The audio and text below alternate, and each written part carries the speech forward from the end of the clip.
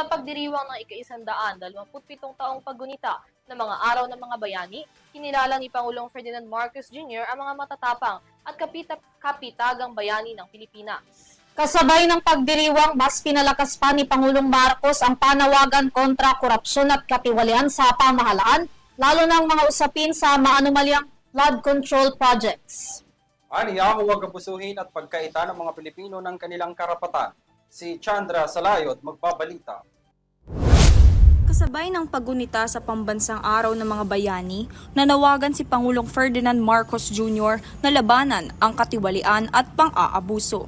Sa gitna yan ng mainit na investigasyon sa multi-billion pesos na halaga ng controversial na flood control projects sa bansa, na binigyang diin ng Pangulo sa kanyang SONA noong Hulyo. Kailangan din natin labanan ang banta ng katiwalian at pang-aabuso sa kapangyarihan ng ating lipunan.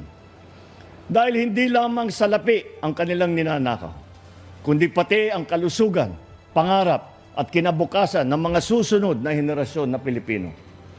Kaya't hindi natin dapat ipagwalang bahala ang maliliit na panlilinlang sapagkat kung paulit-ulit, ito'y pinapalampas natin, unti-unti nitong sinisira ang ating lipunan nang hindi natin namamalayan. Bilang Pilipino, may pananagutan tayo sa ating bansa na maging mas mapanuri sa mga mali, na isiwalat ang panloloko at panindigan ang alam nating tama kahit hindi ito madali. Ito rin ay pagkakataon. Pinangunahan ng Pangulo ang paggunita sa espesyal na araw para sa mga bayani at personal na nag-alay ng mga bulaklak sa Tomb of the Unknown Soldier sa libingan ng mga bayani sa Taguig City. Nagbigay rin ng mensahe ang Pangulo at kanyang binigyang pugay ang mga bayaning Pilipino na hindi na isulat ang mga pangalan sa mga pahina ng kasaysayan. Ayon kay Marcos, likas sa mga Pilipino ang pagiging tapat at makikita ito sa mga magsasaka, mangingisda, mga guro, healthcare workers at mga manggagawang naglilingkod sa araw-araw na bumubuhay sa diwa ng bayanihan.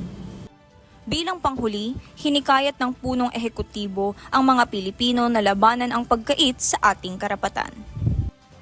Kaya't magtulong-tulong tayo upang labanan ng korupsyon, labanan ng pag-aabuso sa tungkulin, labanan ang pagyurak sa ating karapatan. Alinsunod ito sa Republic Act 9492, Series of 2007, ipagdiwang ang Araw ng Mga Bayani tuwing huling Lunes sa buwan ng Agosto.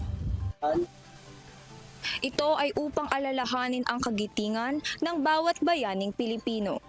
Para sa EuroTV News, Chandra Salayog, sumasaludo sa bawat Pilipino.